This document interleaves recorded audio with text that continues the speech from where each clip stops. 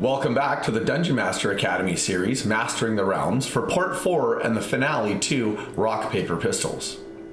The party is heading to the Collective Combine, the good guys, to finally open up that mysterious lockbox. What could possibly go wrong? All right, to the Combine Collective. All right. Collective Combine.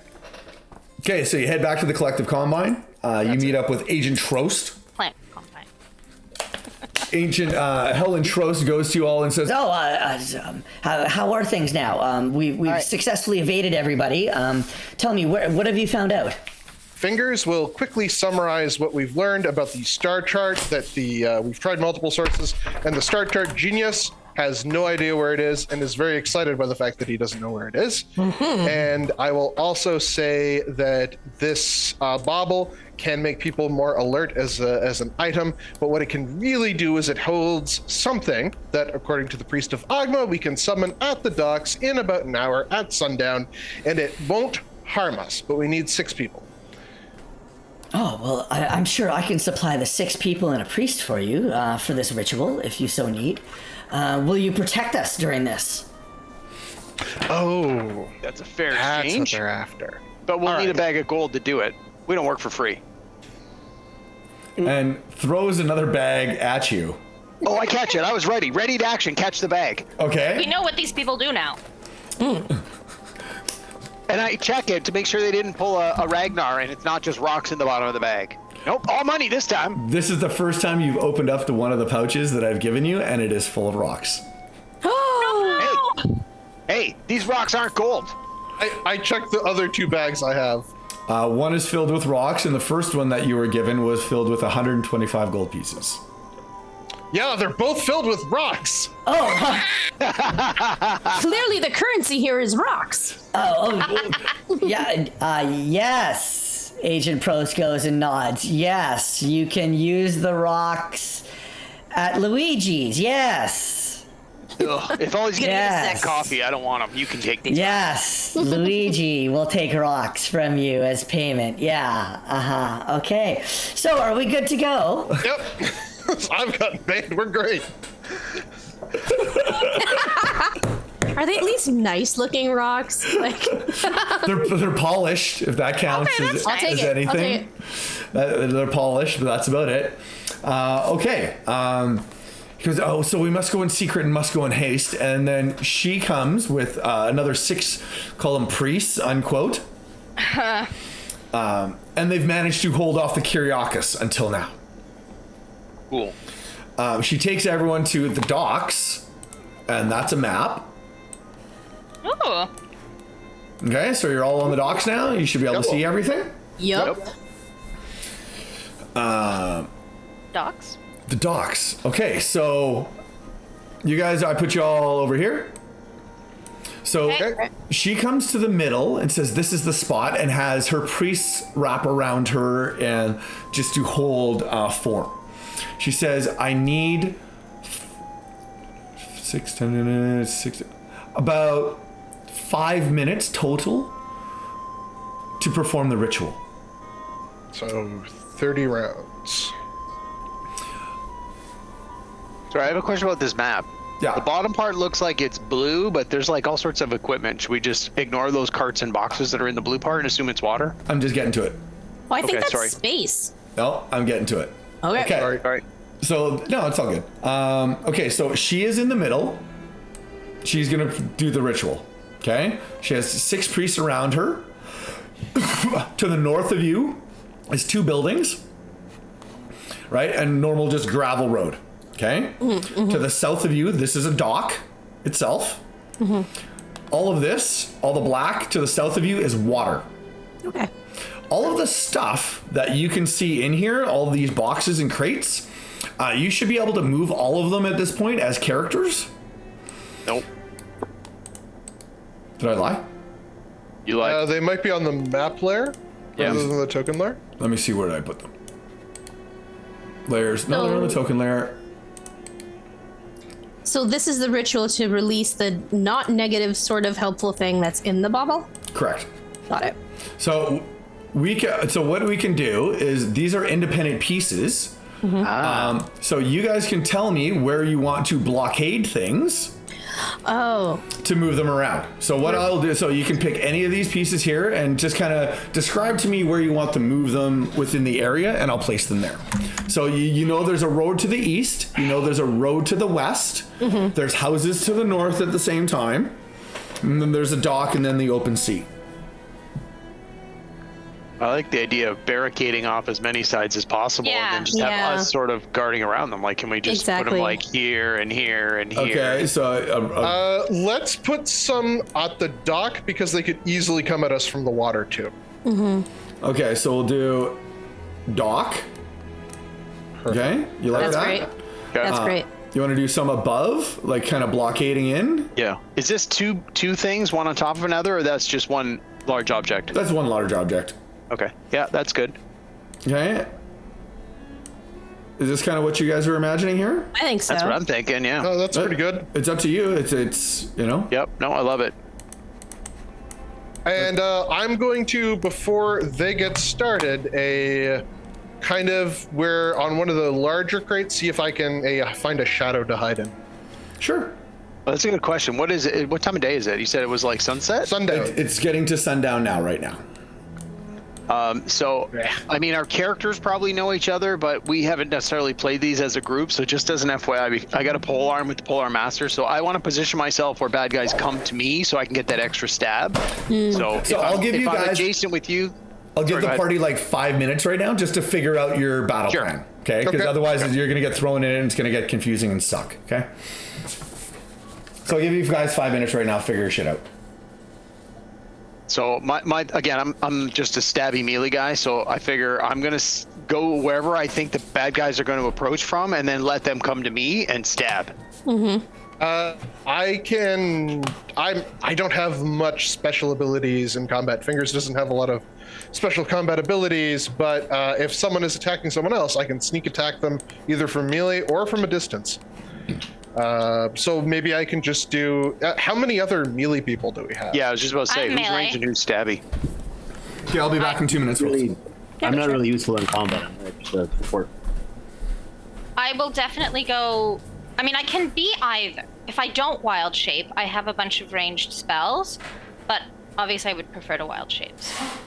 Jess, if your character's the wolf, you have pack tactics, right? So you Yeah, want to be exactly. next to somebody, like, whereas I've got reach. So ideally, I don't ever want to be adjacent to a bad guy. Yeah. So I think it'd be best if we could set it up so that I can be, like, I'm drawing things to me, because I'm also going to have an extra pool of hit points, right? And that way I get pack tactics, and Professor Fingers gets sneak attack if we're both on the same person, right? So do you guys want to sort of be over, like, handling anything that comes from this way or anything that comes from above, and I can be over on this side, anything that comes from the right, anything that sort of comes from the top? Sure. Sure. And then, I'll stay kind of here in the middle where I can either snipe at people or jump down and close to melee if it looks like we need the extra boost. Okay. Danny, I'm as a- going to turn into a wolf already. Sorry. Danny, as a sorcerer, I assume Yep. you're probably ranged rather than melee? Yes. Yes, very much so. Yes. Are you good to sort of stay there and provide range support as needed? Yep. Or maybe up on top of one of these things, or Can I? Let me see if I can move it on to something. That's where I'm I going. can. Yes, I'm on a box. because as you guys pointed out, if something does come from this dock and all our melee guys are at the north, then it's probably gonna be the range guys that are gonna have to at least slow this down. You know what? I'm gonna stand on this box. I feel like it's higher up. There Yeah, I you was go. gonna say like somewhere on that side. Yeah, perfect. Yeah. And Well, then, I'm going to stand where I am so I can mostly cover the north, but I have a speed of 50 feet, so I can get down to the bottom if I have to. yeah, I can move to melee. I can fight in melee. I'm just not particularly better at melee than I am at ranged. no, and why put yourself in a position to take damage if you don't have to? Yeah. Plus, with that's range, kind you of can Thinking cover for a me. lot more ground. Sorry, who's this? This is stage left. To me, Yeah. what's your sort of?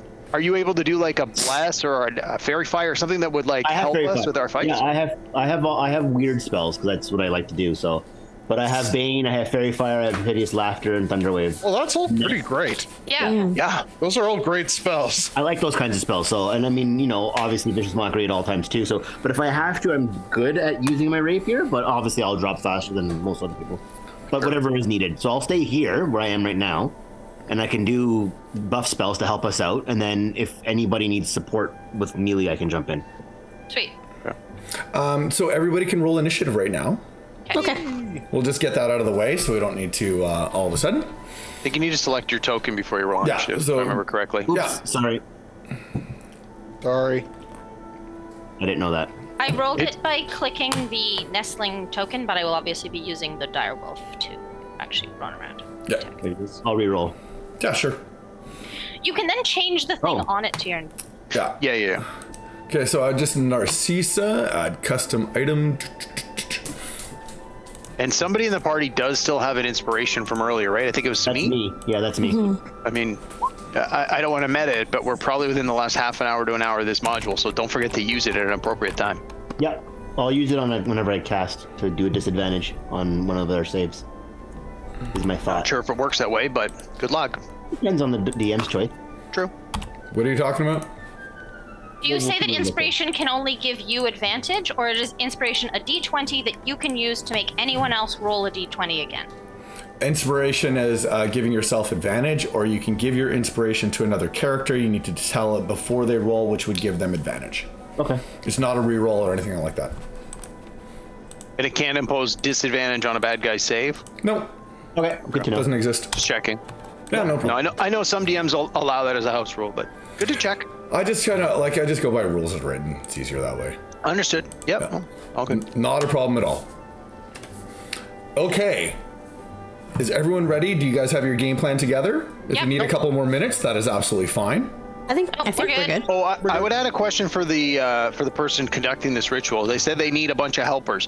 If their helpers are unfortunately knocked unconscious or in some other way stopped, can one of us step in? Like, is it literally just the life force of a person being adjacent, or is it someone who's chanting words that we don't know? Yes, we need 6 people to maintain the ritual with 1 in the middle.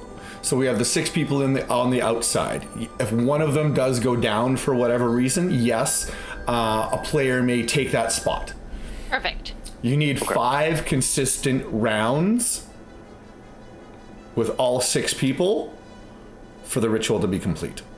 Also, just for your knowledge, Jeff, so 3 of us are on boxes. We have climbed on top. That's even better. Yeah. That's great. Sorry, who is this over here? That's Is this just me, but I'm not really there. Okay. Maybe Just had put to put yourself- my actual token somewhere. Maybe put it like down here or something. Whatever. No, I just wanted to make sure that it was acknowledged and just that I understood what it was. So all good. I can hide in the astral sea. There we go. There you go. Hiding in the astral sea. Just in case guys come from there, because that's land. And then let's token layer. Let's put those on that token layer for a start. And then we'll Bandits! Colorful bandits. kind of. Yeah, you will notice, like I was saying earlier, that they do have color coding on them, right? Love it.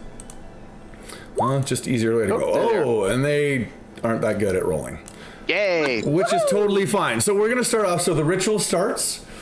You can see a big glowing of purple energy kind of encircling all 6 of them. It is a masquerade of energy. Yeah, it's just kind of building up and building up. As the ritual starts, you see on the top of the rooftop to the north of you, 4 goblin bandits have climbed up to the rooftop. They pull out their bows with crossbows. They look at you and go, "Arr!" and get very angry. Just from the south of you, you see swimming in the water. Oh, sorry, flying towards you, which is even better. This is great. GM layer, I gotta get these guys, and then let's take them to the token layer. Whoa, Vampiric mist. that's a looking lot of at. guys. Okay, so you see bugbears flying in from the south of you Space swine. on space swine. Oh. Interesting. You know when we said this module won't end until pigs fly? That's what it said. Pigs are flying. Let me get a couple stat sheets up here, just so I don't have to wait for those eventually. And then character sheets. We'll just do the space swine. They're gonna get a turn. And then I need the bugbears up. This is a really complicated combat, just so you know. Fun. Yeah. Don't forget to resort the initiative once you got everybody in there. And then initiative. Okay. That's good for where we're at. Okay. You see 4 bandits appear on the rooftops to the north of you. You see 2 bugbears flying 2 giant swine to the south of you, coming from the coast or from the water, skimming the water up into the docks. What is stage left? You're up first. What do you want to do? Combat! Woo! Okay, so I will. 1 second here. Yeah, of course. I can do that. I will take advantage of this to do something annoying for these guys. So, where did we find the templates again? The boxes? You just want more boxes? No. Sorry, like the spell They're in template. our. They're box. I need in. 20 They're in where your blank sheet is. Okay. Yeah. Just so select It's called area select of the area. effect Yeah. templates. Area. Oh yeah. Okay. I'll make a blue one. Yeah. Okay. Square. 20-foot square, and then just click and drag it. Yeah. Literally, just drag it over to the map. Okay. So here, on this area, I am Yep. going to. I'm going to cast Nathar's Mischief. Ooh. And it is. I'm going to roll that d4 to tell you which effect it is. 1 second. It is 1. So it is the smell of apple pie fills the air, and each creature in the cube must succeed on a wisdom saving throw or become charmed by me until the start of my next turn. Ooh, that's a good one. That's a good one. Okay, so I need 4 wisdom saving throws. Yeah, wisdom save. Yeah, the DC is 12. No, none of these are advantage. So 2 pass, 2 fail. Yep. And then we'll So just move sorry. the cube out of the way, and then I will put the heart sign on them. Okay. And those are the ones that are charmed. The other 2 aren't charmed. So Okay, the end that- of your next turn. For the end of my next turn, yes. Yeah. Bonus action? No bonus actions available to me at this time. Okay. Do you want to do any movement? Yeah, well, now that I see them, I'm going to hop down behind this barrel here and try to use that as whatever cover it'll provide me. Wow, these guys don't get another save till the end of your next turn, do they? Yeah. Well, that's a good spell. Jesus. Yeah. Okay, so It's they're concentration, so. those 2 charmed. Yeah, those are 2 charmed. Those 2 aren't. You've moved down below the boxes. Anything else? I can move it up to 10 feet before I roll the effect, which I'll do next. I would only do next time. So no, I'm good there. Okay. That's my turn. Nestling, you are up. Professor Fingers is next. I am going to run, and then dash with a leap, and just pop in right in front of these guys. Okay. That's my turn. Professor Fingers, you are up. Bugbears are next. What would you like to do, Professor Fingers? Sorry, I was muted. I will do a try to get off a sneak attack on the blue bugbear next to Narcissa. Go. No, nestling. Sorry, nestling. Go right ahead. You have your ally that's within range, so you're good. Oh, boom. That definitely hits. Which bugbear? Blue. Blue. Okay.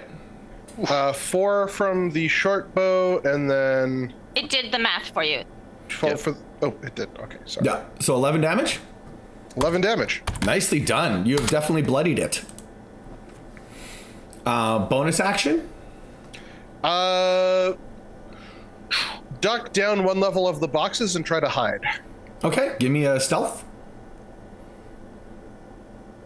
Much better. You're hidden. You believe you're very well hidden. Would you like to move or do anything else? No, while I'm hidden, I'm just going to, reload my crossbow. Well, I don't have to do that. That's an action, but Okay. yeah. Bugbears. Bears of the bug.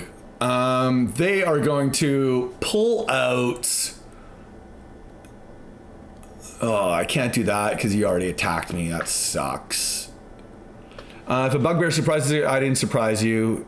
Nope, we saw it. No, so it's just going to pull out their morning stars. Each one is going to pull out a morning star and try to whack you with it. Amazing. 22. Yeah. So the AC for this guy's 14. Sweet. So take 11 piercing. Yep. And then a 5, and I'll assume that misses. Yeah. So the first one just crushes the wolf right down the back, and like you can hear it howling. The second one, pretty cockily, goes to try to slam down on it with his Morningstar, but I guess the flying swine kind of moved a little, and he misjudged, so he just completely swiped past you. That's the end of their turn. Space swine, what are they going to do? They are going to fly around to the other side of you with the bugbear, not provoking an opportunity attack. And then they're both going to bite at you because wolves and pigs, they're scared. 16 and a 12. 16 hits, 12 does not. And take 2 snorting piercing damage from the snort. Okay. And that's the end, right? And That's the worst. And that's the end of their turn. Ragnar, you are up. Narcissa, you are next. What would you like to do? Okay. How tall is this building where the bandits are on the roof? Call it 20 feet. We'll go 2 stories for all the buildings. Now I see some stuff here and this wagon. How difficult would it be to climb up there? So we'll call those like all the chatter or shuttle or whatever you want to, like boxes and everything around. We'll call them 5 feet. All right, so I'd still have to climb 15. Yeah. Yeah, I'm not getting up there in one turn. All right. Good question. All right, then. I think... Not really sure what to do. All right, I am going to just move up onto this, whatever this is here, sack of flour, and I'm just going to take the dodge action for now to try and make this. If those bandits try and shoot at these people, I want to try and be in the way to provide a little bit of cover, and I'll just dodge to give myself... hopefully a harder target to hit. Oh, okay. So you're gonna like, hey, look at me, kill me instead. Yeah, look at me, I'm in the way. You can't get past me. Yeah, exactly. Okay, that's great. I like that. Would you like to do anything else? No, I'm good, thanks. Narcissa. Okay, so I was looking at my spells, so you might have said this already. This green cube that's around these goblin bandit guys, is that like, what does that represent? That's what I cast. That's my That's spell. the pie spell. Oh, okay. So it's not like they have cover or anything, because I'm No. up on some crates. So do I have a clear shot? Yep. Okay, so I'm gonna roll a firebolt.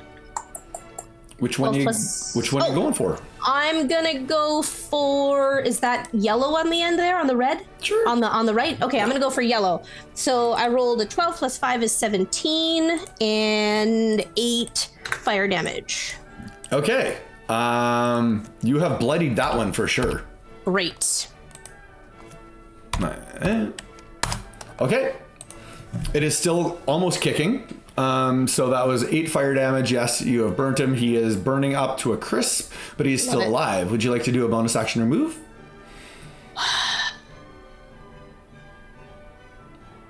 No, I'm good. I'm gonna stay there and I feel good about myself. Good. Yeah. Positive body image. Yeah, right? Right? Okay, so the ones that are charmed will not attack you because you're friendly to them. Yeah. But who's here up on the boxes? Ragnar? This is Ragnar, and I'm and dodging, so if they attack me, I have disadvantage. Yeah. Fingers, but I think I'm hidden. Yeah, so Ragnar, okay, so Ragnar is going to get a whole bunch of light crossbow bolts shot at him at disadvantage.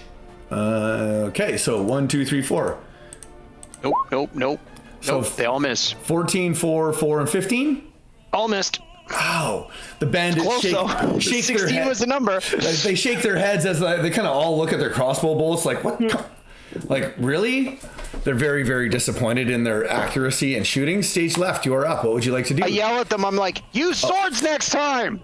Okay, so at the end of the round, as the clamp combine begins their ritual, the emblem the priest holds aloft begins to glow. One brilliantly shining line rises from the plain, unadorned metal at a time, until the image of an unfamiliar vehicle appears in the center. Meanwhile, shadows close in from the rooftops as the Kyriakis horde keeps getting closer. We're 1 round in, and we need 6. Dun, dun. 5. 5. Perfect. Okay. Yeah.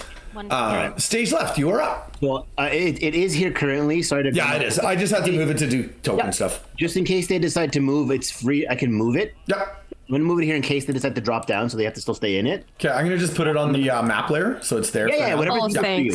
Yeah. Whatever's easiest for you, and then you can just move it for me going forward. No problem. So it is once it's cast, it's concentration. So I still have my action, but I'm supposed to roll on the surge table at the beginning of each of my turns. Okay.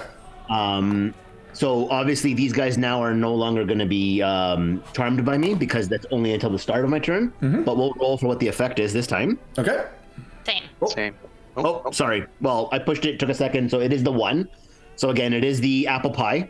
Okay. So now everybody in that space has to make that DC 12. Let's do some wisdoms, right? Yep. 1, 2, 3, 4. None of this is advantage. Nice.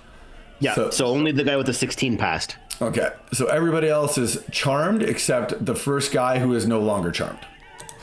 Yeah, and then I'm going to stay where I am, but the one that isn't charmed against me, so the one who passed, I will cast Vicious Mockery on him.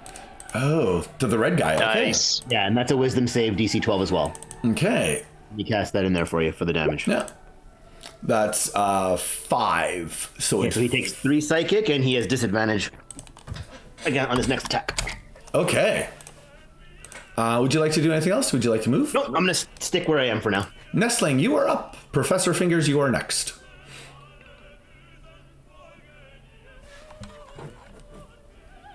You're on mute. No, I'm just thinking. I guess I'm just gonna attack the blue guy that already got hit with my teeth. Okay. Arr. So the blue bugbear? Yep. Yeah.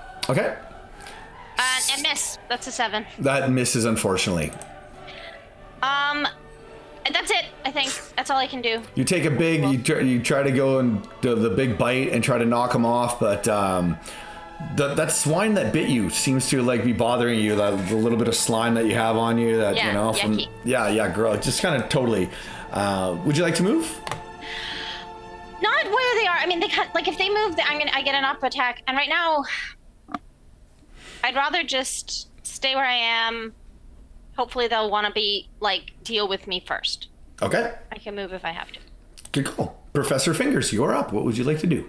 I'm going to do sneak attack, and I think I have advantage on the blue bugbear I attacked last time. Go for it. Because of stuff? Well, still seemed a little bit trapped. Does a 16 hit? The blue... Which guy are you hitting? Sorry. Blue bugbear. Blue bugbear. 16. Yes. Okay. Yeah. Just hit. 13 damage. It is still kicking somehow. Oh my god. But it is barely up. Would you like to move or do anything else? Nope. I'm gonna try to hide again. That's what I'm gonna do. Give me some stealth.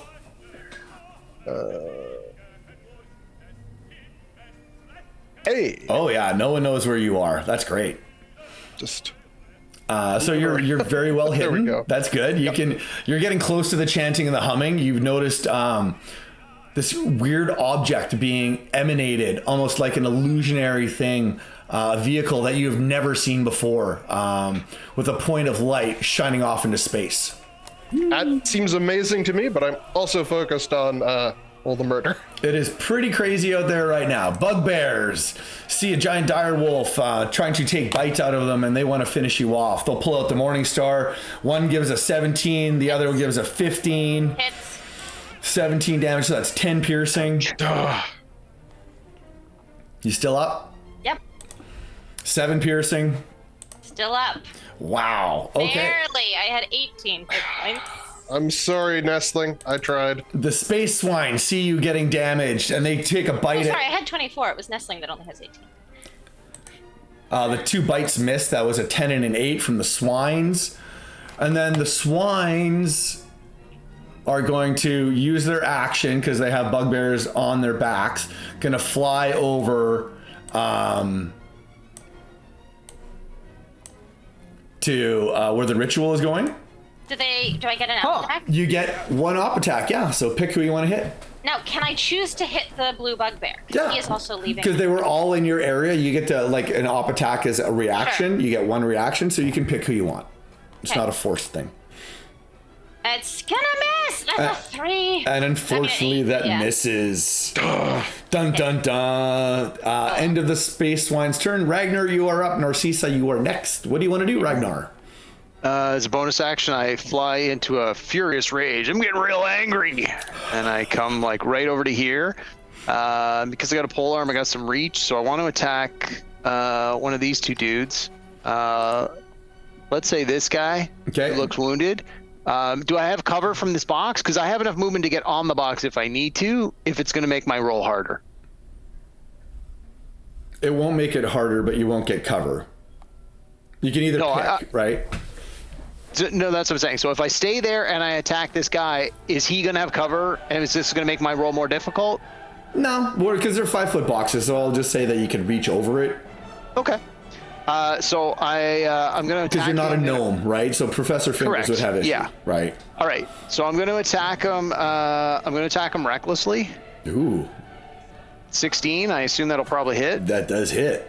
12 damage, which Nice. Takes it out. Describe how you eviscerate that one. I just literally hit him with the pig sticker and lift him off and throw him into the water. Oh. Now, Very normally I violently would cool. get another action, but because I had to use my bonus action to rage, that's unfortunate for me. And then I move back one more space to there, and then that's it. I'm done. Okay. Narcissa, what do you want to do? All right. Now that they are closer, I'm going to put my attention towards the remaining bugbear. So I'm going to try a firebolt at him. Okay. That makes 19 for my attack. That hits. Okay, and 6 fire damage on him. -6. Nice. Okay, so you've done some damage. You singed his hair. You basically, it screamed right through the top of his head, gave him a really good mohawk, reverse mohawk, and the rest of his hair is on fire. He kind of pats it out, stares at you angrily, and goes, "Arr!" And he's going to come and take you on next. Yikes! Okay, I'm going to move back here. Okay, I'm going to hide. Danny, I'm telling you, I'm like, get behind me, get behind me. All right, I'm going to get behind him. Would you like to do a bonus action or anything else? No, I'm good. End of your turn? Yep. The bandits see you doing that, and they didn't like that too much because you're the closest target. Yep.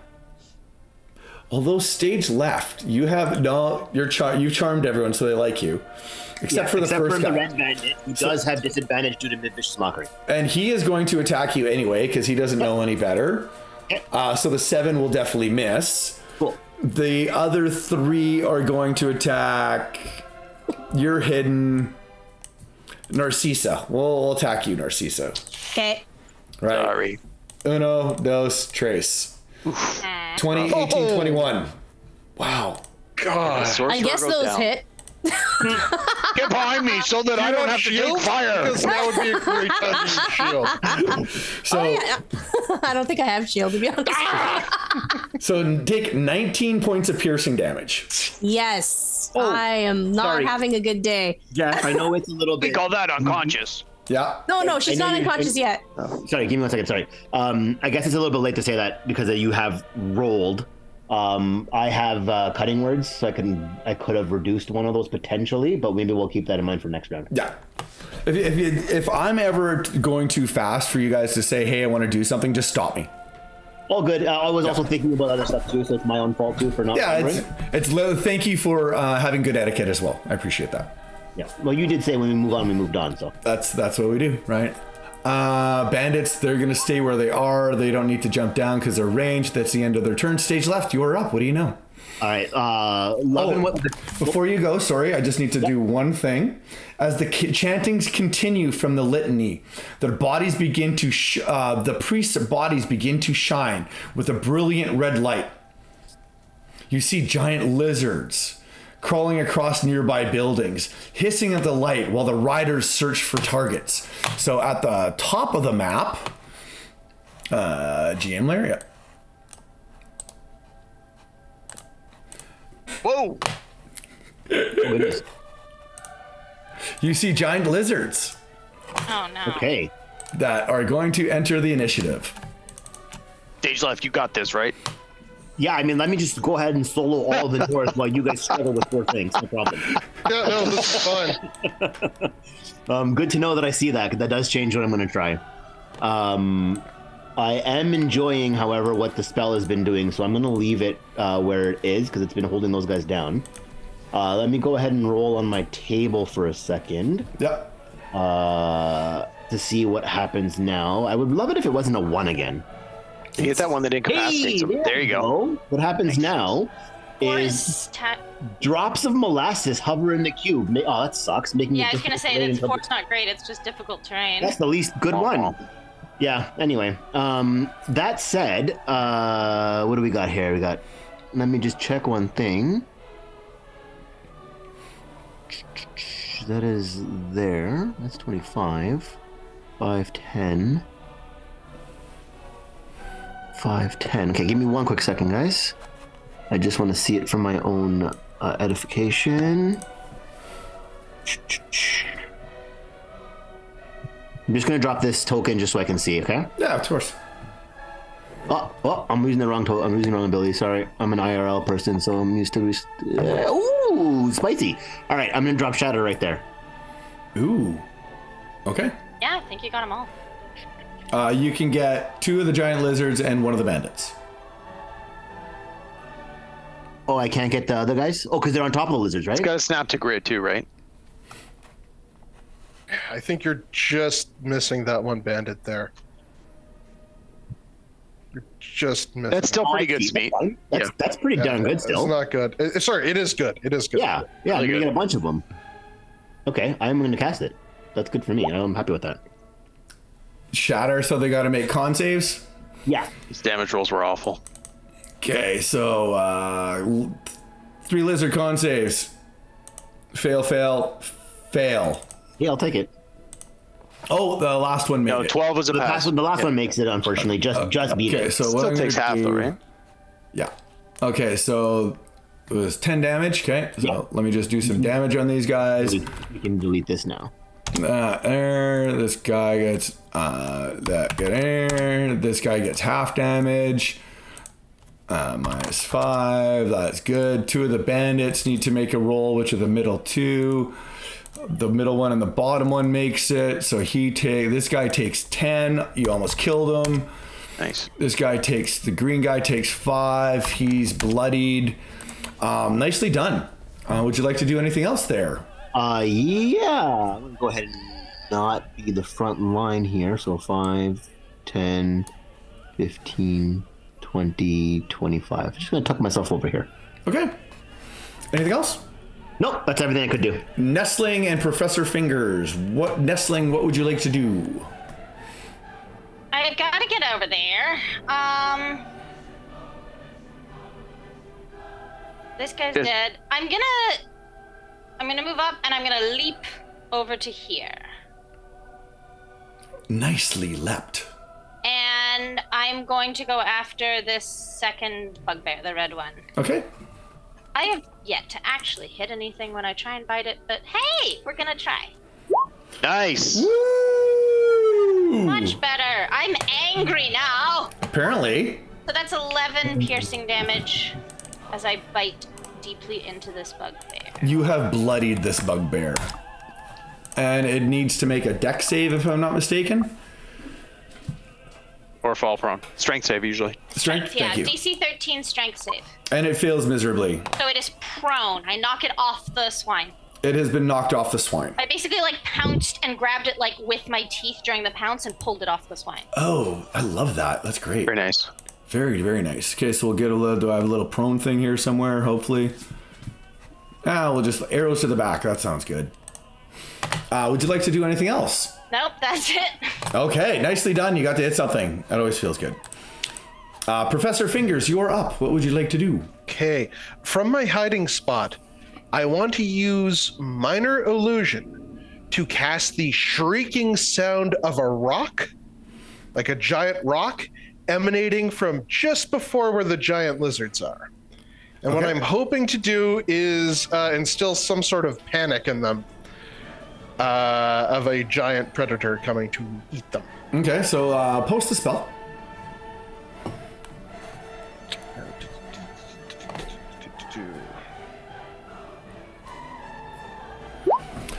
Okay, create an image. So what I'm going for is second paragraph. If you create a sound, its volume can range from a whisper to a scream.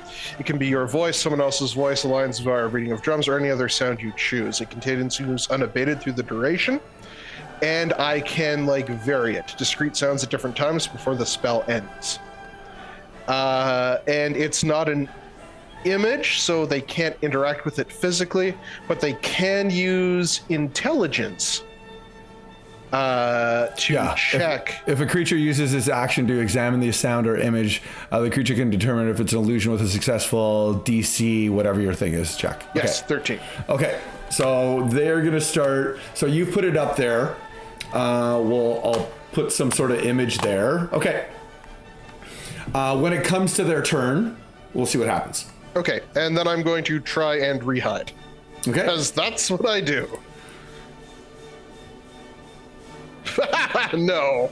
And you think you're really well hidden. Pardon? You think you're very well hidden. Yeah. Oh, they can't see me. I guess putting up the illusion that you're kind of paying attention to more of the illusion than anything else, which is fine. So that anything else you want to do? Nope, I'm good. Cool. You failed miserably. The bugbear sees that its foe its partner in crime went down. It is going to take a swipe at the direwolf at 11. That misses. It gets really frustrated. It looks very sad. It will jump over into the middle of the fray. Does it have enough movement? Because it had to use movement to get up because I knocked it prone. Oh, so half its movement. Okay, it's 30, so that gives it 15 to get up. It would take half of its movement to go through. It can go through its pig space because it's its neutral ally, and then end up right next to there. Okay. You do get an op attack at it. Yeah. All right. Let's attempt to bloody it again. Yeah. 20 definitely hits it. 12 piercing with my teeth. Oh, nicely done. Describe how you kill this one too. So it stands up. And as it goes to start climbing over and getting to the other side, I just use my teeth to rip it back down off the boxes and straight to the ground, killing it. Wow, that was violent. Nicely done, direwolf. Very well done. You have eviscerated the bugbears, which is great. The space swines didn't like the fact that you did that. You've killed both of their riders, so space swines are going to try to take on a direwolf. We'll see how this goes. A 15 and a 21. Both hit. Oh my god. 13 points of piercing damage. I am going to pop back out into nestling. The space swines look very happy with themselves taking out a direwolf. Yeah, these are angry space swines. That is the end of their turn though. Ragnar, you are up. What would you like to do? Right. I come up to here. I attack recklessly at this space swine. Okay. I am going to get a little greedy with this. Sorry, can you describe the space swines? Are they wearing any sort of protective gear or armor? Do they have plates on their hide or anything? This is not a creature that the player, is familiar with. Oh, that's great. So it does, thank you for asking. It has half plate barding on it. So it's like a warhorse. Okay, so it's going to be harder to hit. Okay, I am going to attack it recklessly, but I am not going to use Great Web of Master. It's just going to be straight up a roll with advantage. You know what? Screw it. Let's all in. Let's do this. I am going to take the -5. Come on. So that becomes a 15, which becomes a 10, which I assume is not enough. No, not even close. Yep. All right. Bonus action, same thing. That is a 20 -5, 15. Does a 15 hit? Just misses. Oof, well, that's rough. Okay, won't be doing that again. They're 16s, yeah. Yep, nope, now I know.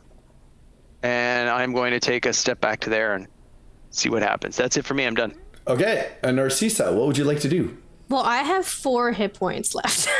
So I'm gonna unfortunately use one of my second level spell slots to cure wounds myself a little bit better and hope that I roll really well. You hear some temple priest laughing in the background.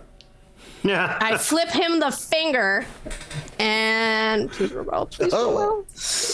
Oh my god. Double eights. I got Nice. back every hit point that I lost. You're lucky I trust you.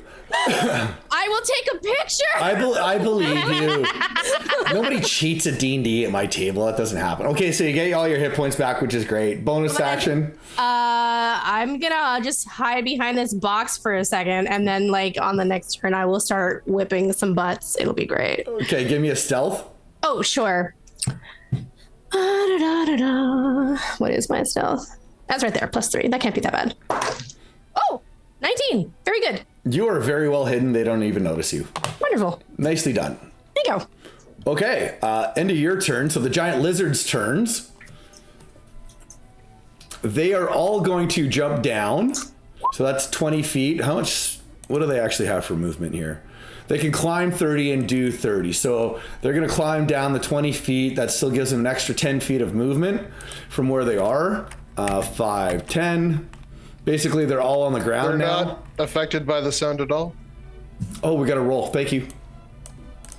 And that was... And it is an action to determine if it's an illusion or not. correct. Okay, so we are going to do their intelligence checks. And what was your DC? 13. 1, 2, 3. All of them try to investigate it. None of them can figure it out, and they're all very wary and looking around for some rock that's somewhere and some voice.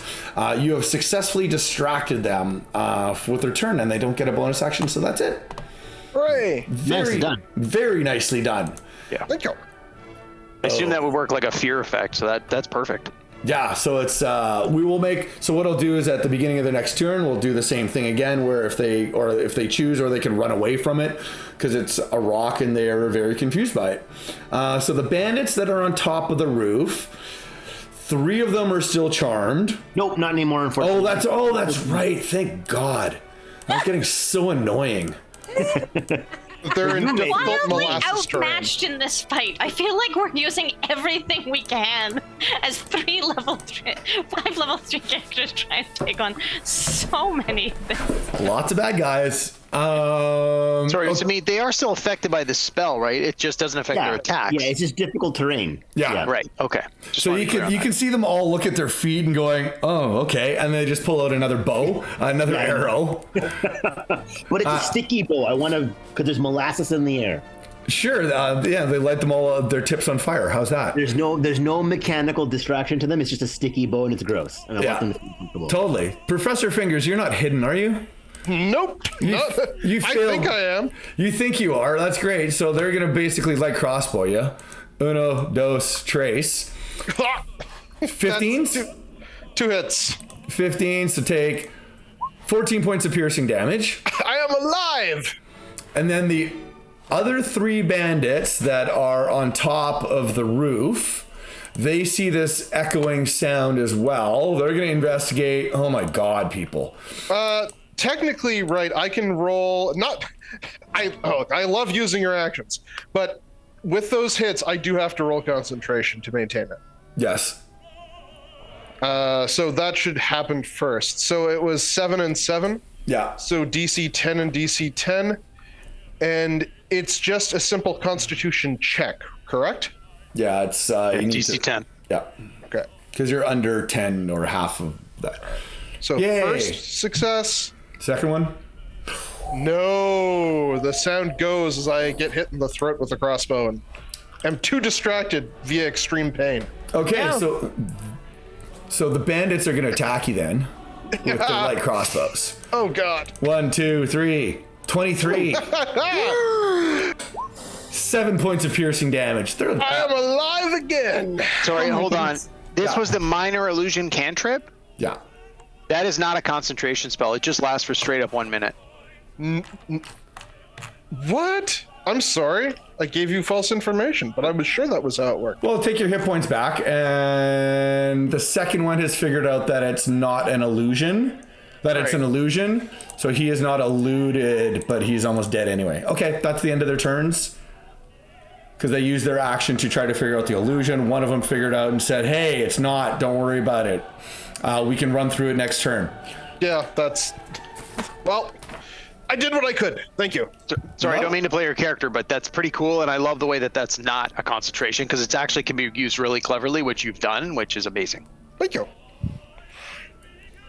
Okay. High above the city lights, the long, bright trail of a comet bisects the sky. Oh my god.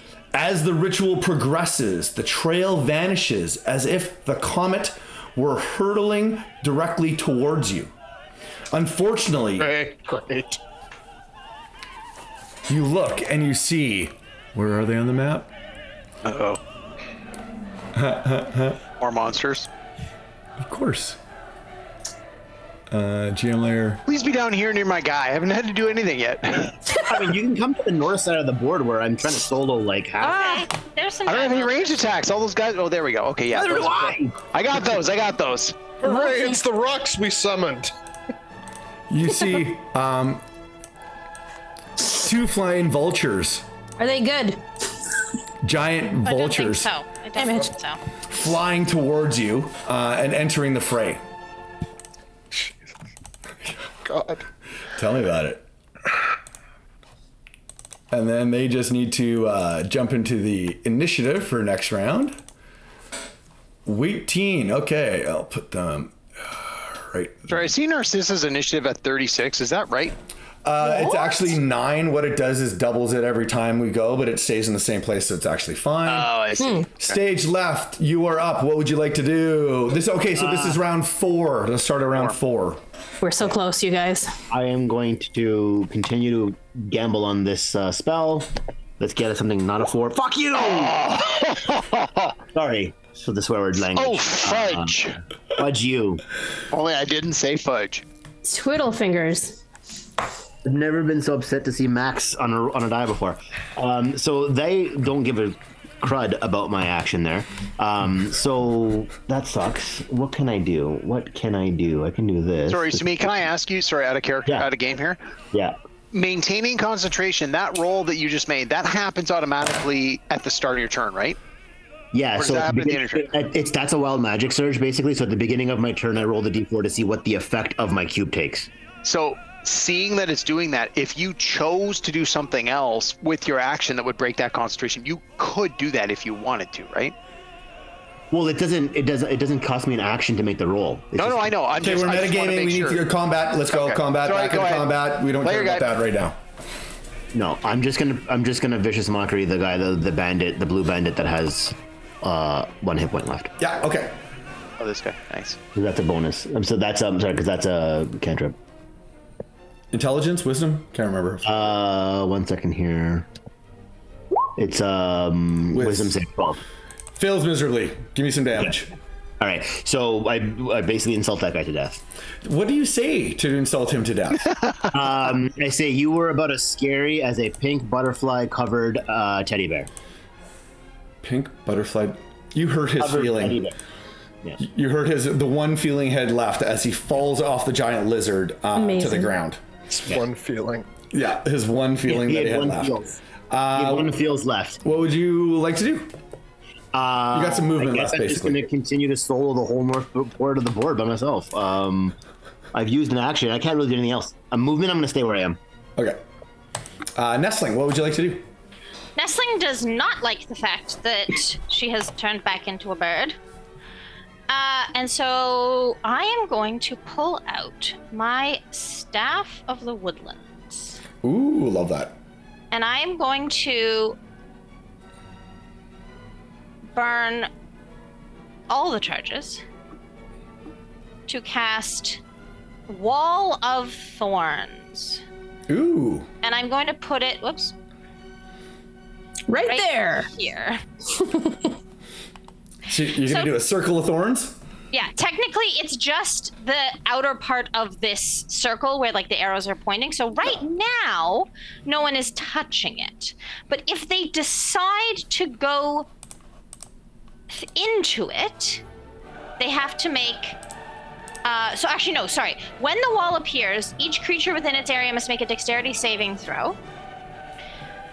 On a failed save, they take the damage. On a pass, they take half as much.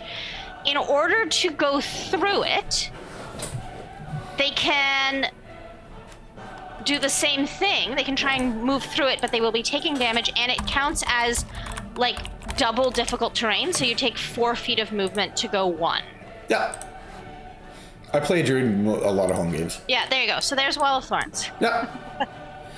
So they all have to make the DC save, and If they decide to go through it, or I don't know. Right now, no, they're it all... does say when the wall appears, each creature within its area must make a dexterity saving throw. Create a I think wall. that's if they're in the wall. The Okay. wall blocks line of sight. When the wall appears, each creature within the area. Yeah, it's 5 feet thick, so I don't know if you. Maybe it's possible that the ones at the two, like the guys at the top and bottom, might be. I don't know. Well, you've made a circle, and it's like literally it says when the wall appears, each creature within its area must make a dex save. So you've made the circle around it. Well, like I'm picturing thorns coming out all sides and prickling everybody. So that's the way I'm gonna rule it. Well, yeah. So it's 26 damage. Jesus. Okay. Look at that damage. Holy That's cow. good. So I need to make some dex saves. What's your DC? 13. Okay, this could get really ugly really fast. How is it 7d8? 1. It's the staff. Yeah. It's a higher She level rolled 3 caster. 1s too. Imagine if she Yeah. rolled 3 8s. Like that would have been game changing. Yeah. That's what happens when you blow. I mean, through the it's whole game staff. changing. So it's half damage if they and your DC's 13. so it's half They all damage. pass, but it's still 13. Yeah. 13 damage. Okay, so we'll do this damage first. Oh, so this one, the first one is dead. Ooh. You've killed a whole bunch of them. Nice. Okay. Just for the win. I just didn't want to have to deal with this. That. Oh, one of them's still alive, but you know what? We'll call that one dead too. He's trapped in there. He's dead. These guys, even if they make the save, they're gonna die. You Nice. just okay. So describe how like your wall of thorns encircles them, and then literally kills 3 giant lizards and the 2 bandits that were there. So Nestling is absolutely terrified by the fact that she has been turned back into her very vulnerable, squishy form in the middle of this fight. There are 2 spot swine in front of her, and some vultures coming up from behind. And her main thought is that she wants her friends to be able to save her. And so she just takes the staff and she holds it out, and she basically just manifests that wish that her friends are going to be able to save her, and that manifests as taking out the people they were fighting and making her hopefully the priority. You see the ground around the giant lizards and the bandits and the goblin bandits. Vines and thorns come encircling all of them. It blocks everybody's line of sight, and all you hear is screams and cries from inside of it, and then it goes eerily silent in there. And then because I don't like this, I'm going to bonus action and turn into a bear. Okay. And that's it. That's my turn. Giant turn. swines have something else. Very, very good turn. That was great. Professor Fingers, you are up. Giant vultures are next. Professor Fingers is going to take a look at their friend Nestling, who is being threatened by swine, and is going to fire a crossbow at the blue swine. I don't have advantage, but I do have sneak attack.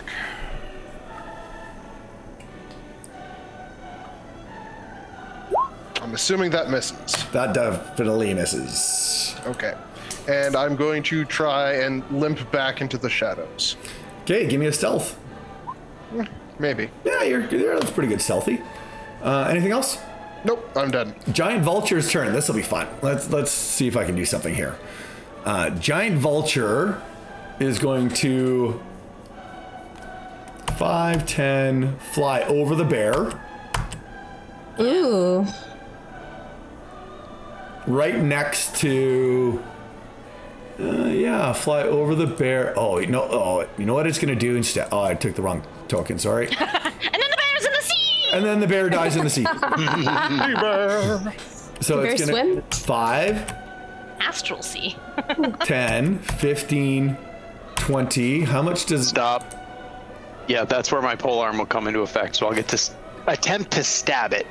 Okay, stab away. This is one it's been a while since I played this character with this thing. So with You have Great Weapon Sentinel? Master, can I? No, I don't have Sentinel yet, but Okay. I know I can't go reckless. I can't make the reckless attack as a reaction. Can I make the Great Weapon fighting -5 + 10 as a reaction? It doesn't say you can't because it's a melee attack is the way All it's right. written. So again, we're kind of getting our butts handed to us, so I need to go for a gusto. So I'm gonna roll it with the and then I'll -5, and I'm gonna miss by a mile. 8. Yeah, you missed. Yeah. Not by a gotta mile stop getting though. greedy. They are giant vultures. So I probably shouldn't have got greedy, but It Anyway. comes next to you. And then it's it'll gonna, have advantage because I was reckless on my turn. and it's going to try to grapple you. Oh, Oh, we God. won't have advantage on that. No. So you can do either acrobatics or athletics, your choice. Athletics? And you need to meet or beat a 19. Nope. Even with advantage, I only got a 15. It grabs you. It's only done 30 feet of its movement. It's going to fly 30 feet straight up in the air and hold you there. The other vulture is going to fly up to you. And because vultures have pack tactics, it is going to It are- attack. Yeah, it already had advantage. It wouldn't have known that, but yeah. Yeah, it doesn't know that. So it is going to try to take its talons on you. Oh, you know what? It's going to try to grapple you as well. Oh no. I know what I'm going to try to do. 9? That probably doesn't do it. Do I have disadvantage on this check because I'm grappled? No, Or is it just attack rolls? just attack rolls. All right, so let me try and not be grappled by the second guy. I got a 10. Beat him by 1. Oh, you're lucky. Okay. So you are grappled. You're 30 feet up in the air. That is the end of the giant vulture's turns. Bugbears are all dead. The 2 space swines are still alive. They will turn around to the bear. And they took out a direwolf. They think they can take out a bear. A 12 and a 9? 9 does not hit. The 12 does, though. The bear has an AC of 11. It has 2 piercing damage. Those space swines are actually doing stuff. I love it. That is the end of their turn. Ragnar, you are up. All right. I am going to recklessly attack the one that is not grappling me. Okay. Because if I kill it, I don't want to get dropped. No, this is great. I am going to Great Weapon Master. So I have disadvantage because I'm being grappled, but I have advantage because of the recklessness. So this will be a straight roll, and it will be -5 on this number. This is good. I like this. Come on, This is big a- dice. Come on. This is a good battle. Yes. 17 -5 brings me to 12. You hit it. Nice. All right. So he takes 20 points of damage. It is still alive. All right. As a bonus action, I Barely. flip that glaive around and I try and hit him with the butt end. And you do. Well, I'm going to certainly try to. You do. I can feel it. See? Yes. Told you. 24 plus the numbers. It's going to be wow. No, that wouldn't have been a D10. It would have been a D4 plus 14. It's going to be 15 minimum. I assume Yeah. that'll drop that guy. Yeah. So the butt end of your glaive, is that what you're using as glaive? Yeah. Butt end of your glaive just smashes the vulture in the head. It drops like a stone right into the ground next to everyone, and everyone else sees a vulture just like flying from the sky, get smashed into the face with the butt end of your halberd or with your glaive, and dies. Nicely Nice. done. Amazing. And then I know the vulture can't understand me, but I point at it and I'm like, "You're next." As he has you that's it, my grappled. turn. Oh yeah. Yeah. He knows what he's gonna do to you. Okay. Narcissa, what would All you like right. to do? So I know that these space swine are aggressive, and they're too close to the people we're trying to protect. So I feel like I'm gonna try and shoot a fireball at the one on the right, because I feel like he's got melee abilities for either one of those 2 guys. So I'm gonna try and get him. Ooh, 21 to hit. That hits. Who are you attacking again? Sorry. The space swine, the blue one, the one on the guy. right, Okay. and max damage 10. You have bloodied it, Nice. but it is still alive. It oinks at you a bunch of times. That's fine. I'll oink back, even though it's not my native tongue. Awesome. Would you like to do anything else? Nope. I'm just gonna stay behind this box and hope that the bandit guys on the roof don't take another shot at me. Give me a stealth. Okay. think that. Because they're literally up next. Yeah. Oh, I think they're a +3. Yeah, +3 to stealth. Ooh, 18, 19, 20, 21. Wow, I'm good with the 21s right now. They do not know that you're there. You are stealthed. Nice. They will look for another target now. Stealth 21. And I got 60 on for them. What can I hit? I can hit I believe they have advantage if they shoot at me. Ragnar. You're the only one that's really kind of noticeable to them. I'm okay with that. And you are 30 feet up, so they will take a whole bunch of shots at you. What kind of weapons are they using? Light crossbows. They got range for that, no problem. I'm not 80. outside of their short range. Yeah, okay, we're good. They're 80. Yeah, I literally checked that. No, all good. Oh no, dose. That hits. Trace. That does not. That does. How many do I have here? Do I have 4 of them up there still? Yeah. So far, 2 out of 3 hits. Here's the last one. That hits as well. Okay, so the 18, this one here, and this one here take 18 points of piercing damage. Yeah, I'm raging, so I'm gonna half all that as we go. Yeah. Yep, I got it. And you're still alive? Oh yeah, that's the first damage I've taken all fight. I'm good. Damn you guys. So that is the end of that round. Yeah. That is the end of round 4. As the comet streaks towards the rock, you realize it is a craft of some kind that resembles the image on the emblem, like on the cover page. It seems to be moving through space on a trail of glowing light. Stop that damn chanting! Shouts a high-pitched voice. In the distance, you see one of the Kuriakis' gaudy two-wheeled personnel vehicles hovering into view. It has a sidecar with a ballista in it. God. Its rider, Michaela the Lion, looks almost comically small compared to the craft or its compartments. Agent Trost in the middle yells, "Get back to the circle, everyone fast!" as she hastily invokes a warding spell on the priests. Last round. Radio. All right. Stage left. What do you want to do? Not four.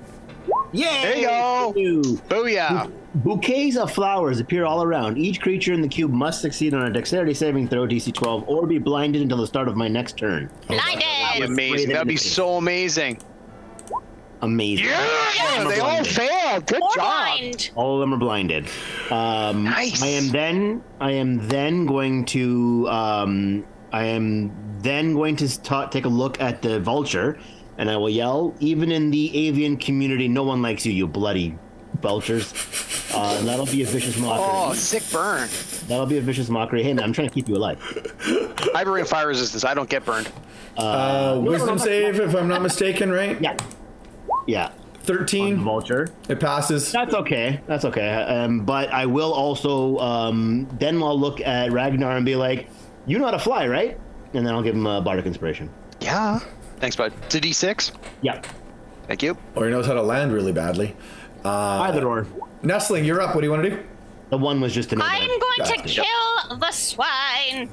Which one do you want to try to kill? Eat the bacon. I'm gonna. I will start with the red one. Okay. You've already attacked the blue one, just so you know. I've attacked the blue swine. It's taking damage already. Okay, I'll start with the blue one then. Okay. We'll start with bite. Nice. It's an 18 to hit. Oh yeah. For 7 piercing damage. Okay, it is still alive. If it doesn't go down, I'll go after it with my claws for Yeah, look at further that. 13 slash. And that definitely finishes it off. Describe how you've just massacred a whole bunch of stuff I today. grab it with my teeth, and I keep continuing to hold on with my teeth. I just take both paws and slash down, disemboweling it. Nicely done. You've killed quite a few things today. I yell out, "I helped!" Yeah, you did. Not to take all the credit, but Otherwise, I'd be still sitting there with 2 hit points. So. Well, you did bloody it, yeah. Nestling, would you like to do anything else? You're a bear. You can't do anything. Yeah, no, that's it. I just get to do that. Professor Fingers, what would you like to do? Sorry, the thing happening with the ballista, I don't see it on the map. It isn't on the map. It's off It's to the. too far away. Oh, Okay. okay. So we don't have it yet. In that case, I am going to also try to save Ragnar and try to snipe this vulture. And I believe I'm hidden. So I have advantage. Yep. Kill the vulture. Kill the Dice. vulture. Kill the vulture. Yes! Look at that. Boom, 23. Give me some damage.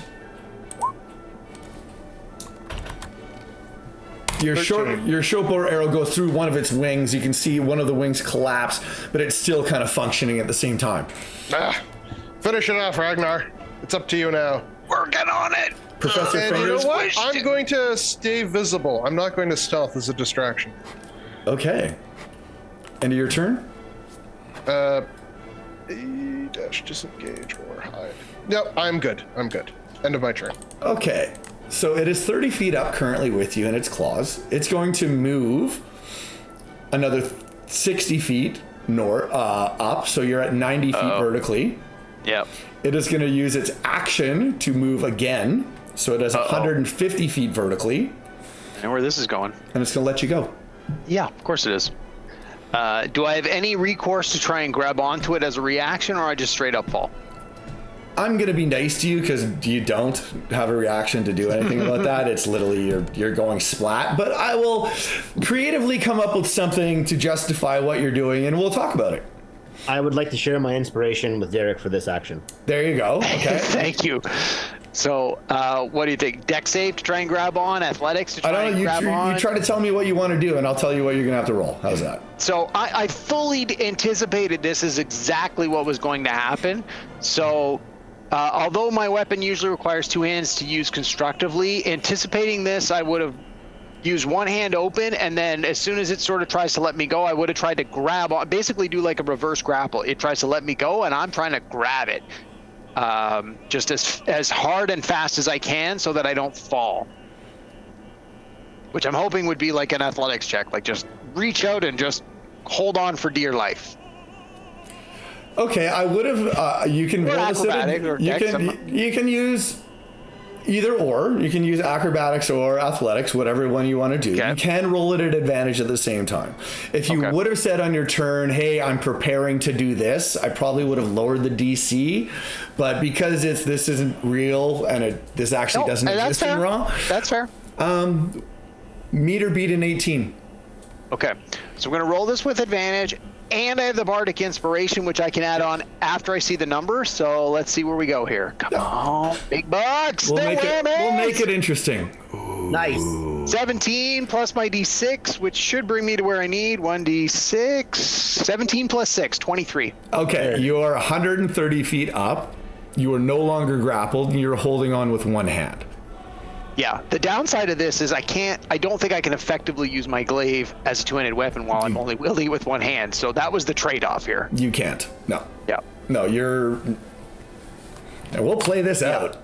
Yeah. No. It'll be the end of its turn. The bugbears, they don't get to do anything. The space swine's going to go and attack the brown bear because it likes to. 21. Take 2 piercing damage as it swines you some more. That'll be the end of its turns. Ragnar. Okay, so what I want to try and do is, and you tell me if I have the action economy to do this. So can I try to climb onto the back of the, because I assume I'm probably like grabbing onto like its leg for dear life because it tried to drop me. Yep. Can I try to climb up onto it in such a way that I can then take my pole arm and jam it into it to do damage without falling? Okay, you won't be able to use your pole arm because it's a two-handed weapon. Okay. I do have a dagger. Okay, so well, I guess if I'm going to do a one-handed weapon, I can just always drop the pole, open my hand. Okay, so you want to climb on top of it. Well, hang on. No, if I don't think there's a way to use the two-handed weapon, then I think what I would do is drop the pole arm, like basically open my free hand to drop the pole arm, and then draw like a dagger and just try and stab at it as hard as I could.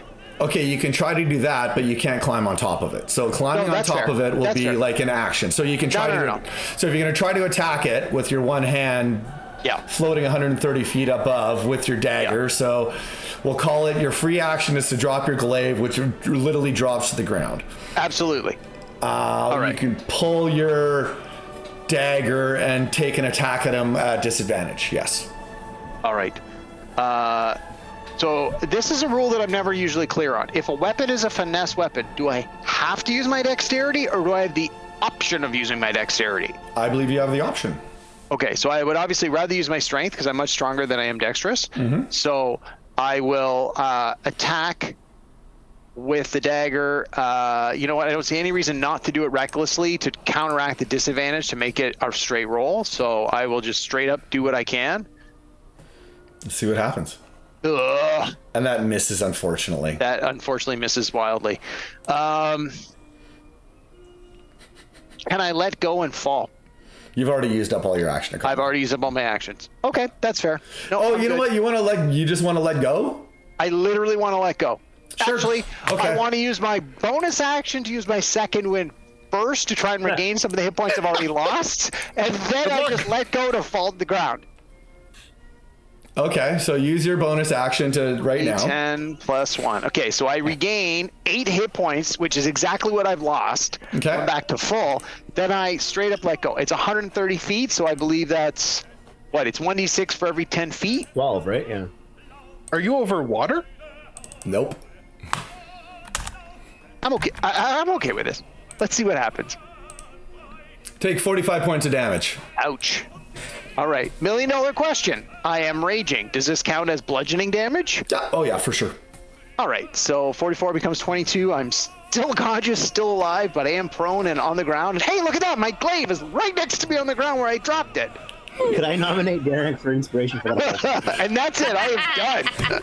Excellent barbarianing. I should have just dropped you on your ass, but I just didn't want to be that cruel today. Narcissa, what would you like to do? I'm still in recovery mode from what just happened. Okay, so how far away from us is this giant scary thing that Mikey is riding? That he just got dropped by? It's 130 feet in the air. No, that Michaela's on. Oh, that Michaela's on? That's like Yeah. 300 feet away. Oh God, so it's still really far. It's Okay. You can see it coming, but it's far away. Well in the distance. Okay. Yeah. In that case, I will just try pot-shotting the remaining. Well, actually, let's go after this vulture. It's annoying. Let's just. What's your range at what you're trying to do? Oh, sorry, you did say it was super far away. Yes, I'll do the space wine. It's Okay. 150 feet away. Yeah, that's way too far for me. Ooh, 18, 19, 20, 21, 22, 23. That hits it. Do some damage. All right, that is going to be only 4 fire damage. It's angry and it's still alive. You smell pork and bacon floating around. Would you like to do anything else? I mean, other than salivate, no, it smells delicious. Right? End of your turn. Giant lizards, they're all dead. Bandits, what's going on with them?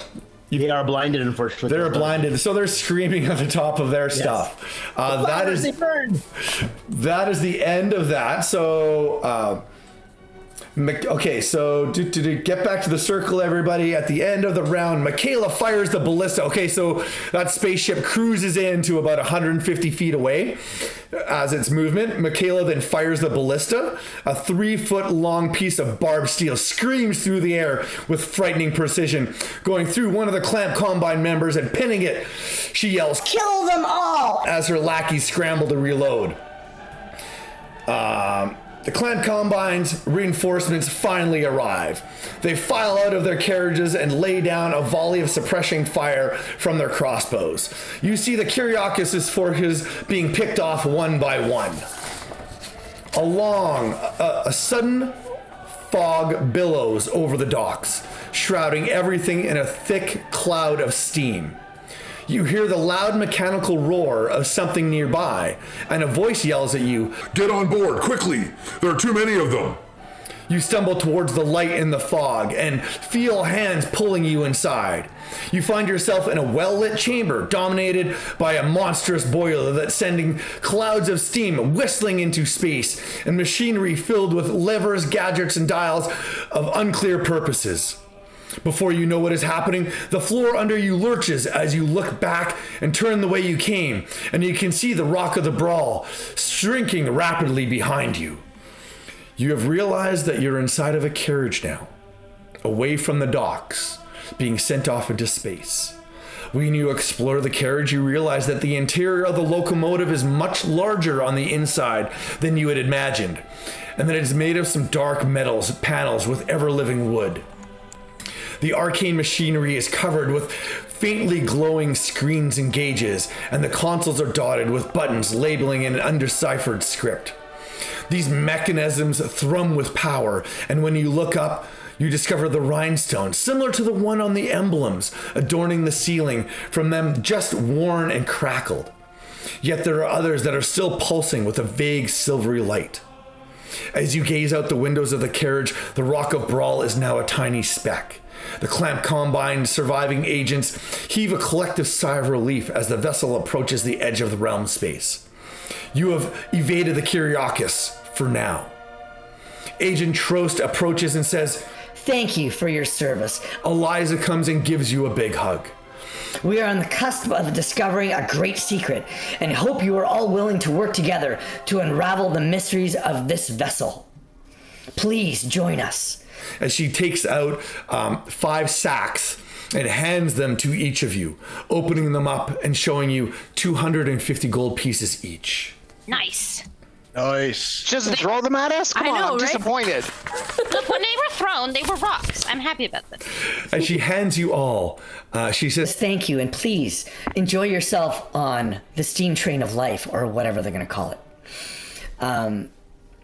so you guys nestle in, sit down, and then you're off to your next adventure as to wherever this is going, which you don't know right now. So you've jumped on a steam train that's heading off into the far realms to somewhere else. Awesome.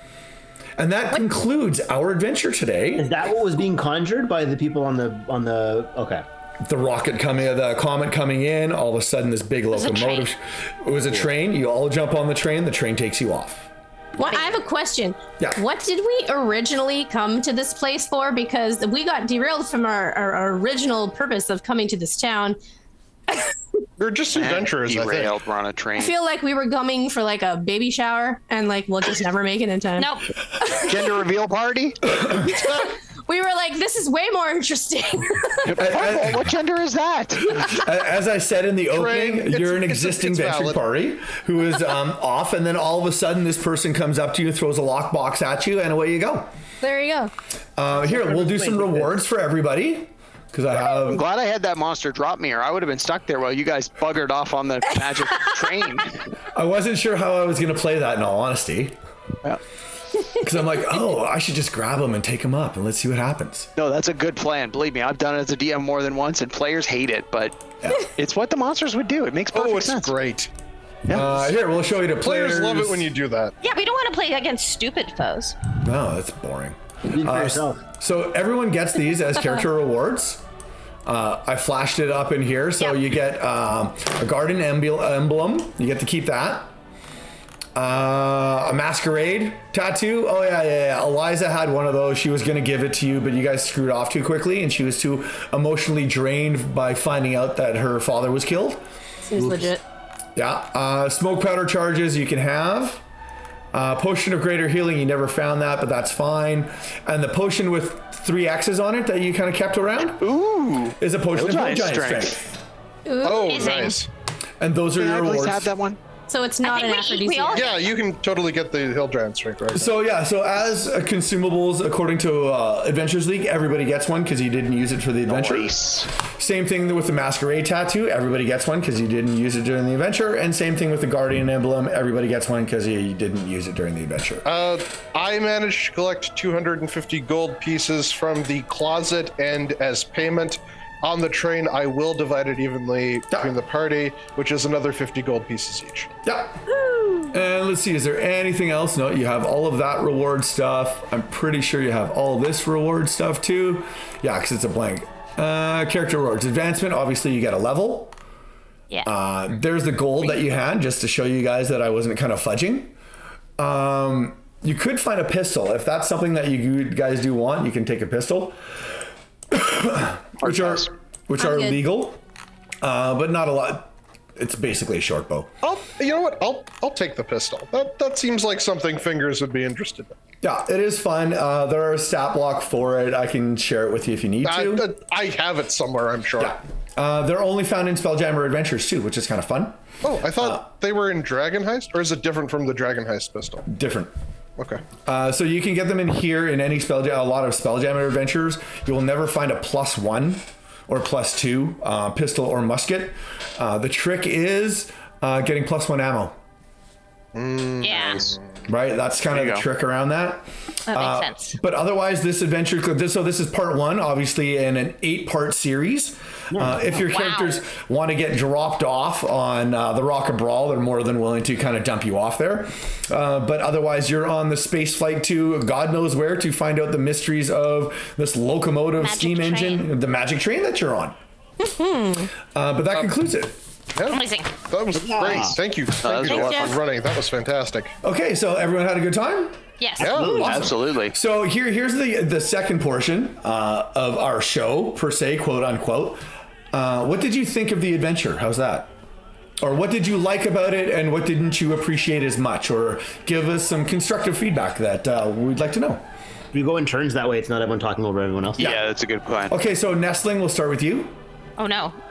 So I really liked the fact that, like you said, there was an order in which to do things that was laid out in the adventure, but it didn't seem to be too railroady. Like it seemed to be okay that we didn't do things in those order, and that we still managed to get all the stuff that we got. I really liked that flexibility, and I don't know.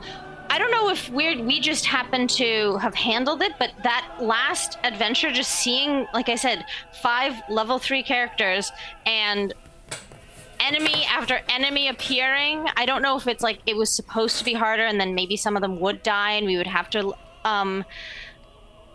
sub in, but like that was very intimidating, and I really liked that the level of like danger that we were kind of feeling, that it wasn't our objective wasn't to kill everyone on the map. That was not going to happen, although we came close. It was just to last the 5 rounds until the ritual was completed. I really like that kind of a different take on a high stakes battle. Okay, so I'll kind of respond to the two things.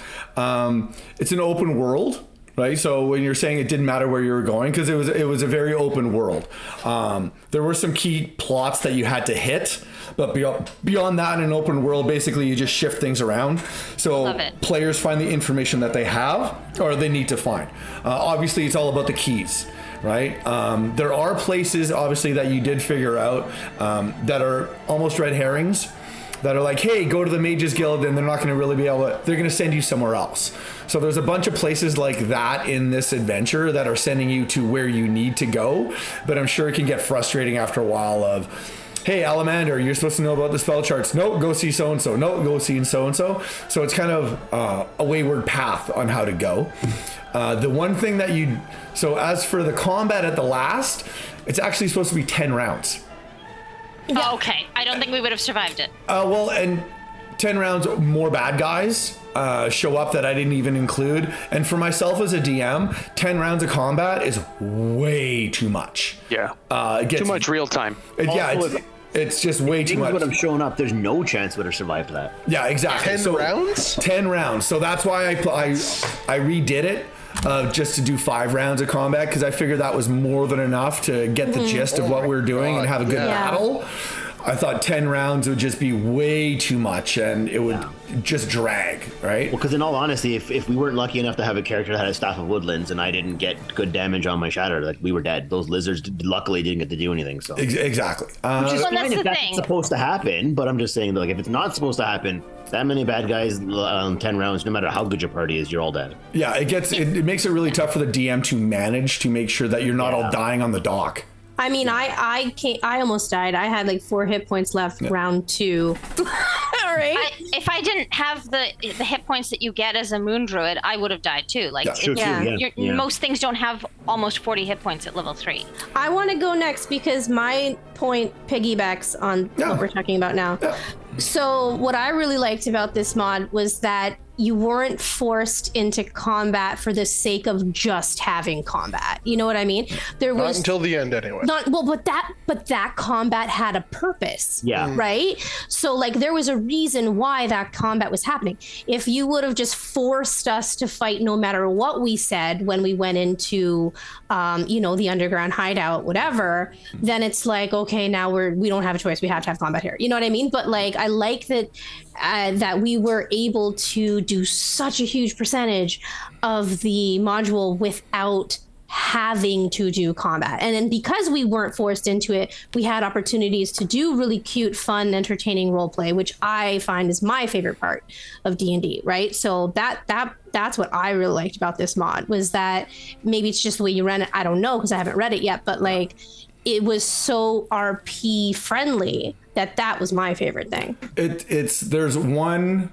Okay, so when like halfway through, you know, when the giant lizards were on knolls and kind of like lurching around. Yeah. There is a point where it's your choice in the module if you want to have them attack you, basically. But I use them instead to just move the party along. Yeah. I find it better that way. And as for your, yes, there are opportunities to be able to force combat in here in this module if you want to. As a DM, my style is more, let players figure it out. If they do something hostile, then there's going to be combat. Yeah, there's consequences for our actions as players, but to do it just for combat's sake, that I don't love, right? So the fact that it was possible to get through such a huge percentage of this without having to fight, that I really enjoyed. And I really took a lot of that DM style away after playing Witchlight. Because if you play Witchlight, it's literally spoilers for anybody who's watching. You don't have to do combat until pretty well the very end, right? And then there's alternate ways to do things. And I think that's a better out of the box for players to use their imagination to go, okay, hey, here's a hideout. What do you want to do?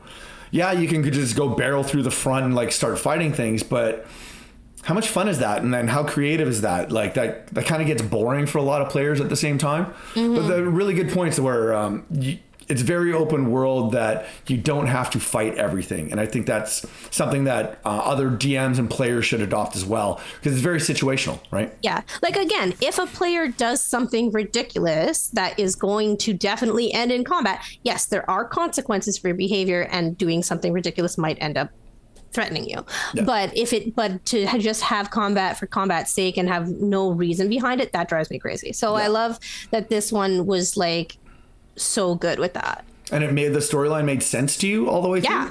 Okay, awesome. Yeah. Who else wants to go next? I'll go. Okay. The storyline made sense. So again, things that I liked, excellent use of setting, I thought. And I know like it's always a collaboration between the scriptwriter and the director. And you did a wonderful job bringing it to life. Thank you. But you know, the use of GIFs, that was really good. The way the rock was kind of laid out, that we had like went through markets and stuff, that was really good. I liked the Michaela the lion as kind of that like background villain, was just like an odd little creepy touch. Yeah. Which I think was great.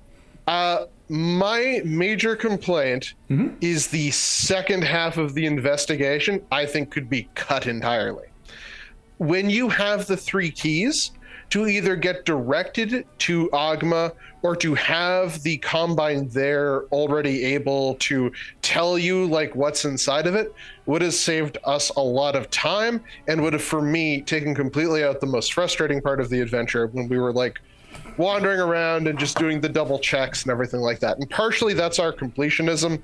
I've DM'd and played with a lot of people here and know we can be that way. But I think a lot of that could have been cut out. Also, I loved the combat at the end, but it was perfect at 5 rounds. Especially for a group of 3 level characters. Like maybe we could have held on for another round or 2. Like, I don't think we were dead, but like 10 rounds is a lot. And even as both as a player, not something that I want to play. It's 10 rounds of pure. Yeah, that's 4 hours. Like, no, thank you. Yeah, that's too long. Yeah, especially if you're unlucky enough to have a table of like 7, that just takes way too long. Yeah, like I would hate to run that at like a con or something. 10 rounds, my God. Yeah. So if I want to do that, I'll play Gloomhaven. Yeah, one of the things that I did do is I put you through the market. Like, so you're going from one place to another. Yeah, that was really well. I thought that was you. That was super. That was like just a DM choice of like, okay, I need to introduce. Like, there's obviously key story points that you need to introduce, right? You need to go to the magistrate office to get that key. Like, you have to, right? Like that, there needs to be an interaction there to be able to do that. Well, you were really good about dropping hints about certain things, like you should do the magistrate's office. Well, one of the challenges that I have, that any DM will have running this, is there's so many things to do in part one that really needs to kind of get trimmed down to go, hey, you have time to do this, like 2 options, and then do this to go to the magistrate's office, or go to the because if you don't go to the magistrate's office, you don't know that there's a key there. The DM has to manufacture something at the same time. But beyond that, it's a tough to run. But you guys are a great group where it's like, hey, hint, hint, here. And the party has to go with it at the same time. So thank you very much for that. Yeah, I guess I'll go next. I mirror a lot of the things. I think it might just be my own personal preference. Like, I like the zaniness of Spelljammer stuff, so it's really kind of my shtick. I know not everyone does, but I love weird, kooky, bizarre characters, and I'd love to have learned more about. No kidding. Yeah. I like serious characters. More about fingers and all that kind of stuff. So, so I loved that. I liked. So from a storytelling perspective, I love that the module starts on. It starts off on a 10 right away. Like, you're instantly thrust. Here's your mystery box. Go solve it right now. So it's like instant action. So you're instantly engaged in the story. And if you need a hook, that's fine. But if you're playing this in a home game and you're adding it in, it's great to have a mission right away. It's good that you're getting the opportunity to get that map right away. You could fight the werewolf in the alleyway and get the map that way. Like, all of it's possible. So it all makes sense. And I know some of that is DM style that you were able to allow us to do that in different ways. So thank you for that. But yeah, I like that it kicks off right away. I like that it's all bizarre and weird. I do echo some of the other things. Like, it does make sense once you get the keys to kind of get that run around on the second fetch quest is maybe unnecessary. So maybe put a blurb in there, or maybe those are part and parcel as part of the 3 keys. You can get some I don't know, maybe there's some clues that can be dropped about. There's rumors of what might be in there. Someone heard about it. I don't know. But I know the bauble is supposed to be the magic. I know not everyone's supposed to know about it. So maybe it is just they figure that out. And then I'll second that. I'm not the greatest DM in the world, but 10 rounds. That's probably too long for a combat of that. You did a great job of making it feel epic and last standish, and that was great. But the monster selection and that kind of a thing in there, I mean, these are some pretty good players you're playing with, all of them better than me, but they did what they had to do to survive. But we would have died. And I know that's sometimes you have to do that. But personally speaking, if you've tried this at a con, when you go to a con, you don't want to get hammered just because of the module is tough. It's not the best experience because you may be paying to play it and stuff like that. So maybe the 5 to 6 rounds tops, or put a caveat in the writing, if your player's getting smoked, give multiple waves of reinforcements from the combine, disposable forces, maybe round 5. Disposable forces come in and then take some of the heat off of us. They can all die for 1 or 2 rounds so that we don't die. I don't know. Just mechanics that you might be able to help that. Yeah, there is actually a DM choice, but it's actually written in the module that I did change the ritual a little bit, where there's supposed to be 10 priests, right? And then as soon as a priest goes down, another one takes his place. Okay, so that does help. Then at least that mitigates, especially if the bad guys are going to go after. But I do still think the truncation that you did is better. I think 5 rounds, 5 priests, and then you made it clear that we could step in if one of those priests went down. So that was really good to know too. So I actually liked all that. That was an extra 2 hour. Yeah, I needed to modify to A, shorten it up, B, for it to make sense, and C, so, hey, look, there's a ship that's coming to save all you guys, and still give the imminent danger. I found it way too much combat, obviously 10 rounds, and that's why I shortened it up. And just kind of making sure that the monsters weren't too overpowering, and giving the players enough time to react to them, right? So it's like, hey, I'm going to, at the top of the round, I'm going to introduce giant lizards. But literally, they're probably going to be around before they actually get to you guys, right? So giving you guys anticipation of okay, do I add this now or do I take this away? And that's the one thing about a DM style and waves and wave hordes is I could have just packed it on you, right? Every round give you more and more and more. But you kind of, as a DM, you should wait until the first round's done and go, okay, what's left on the battlefield?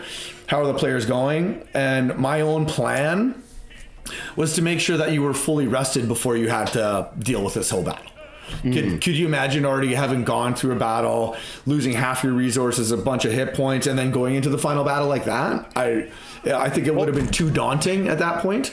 I did go in with no spell slots left. Yeah.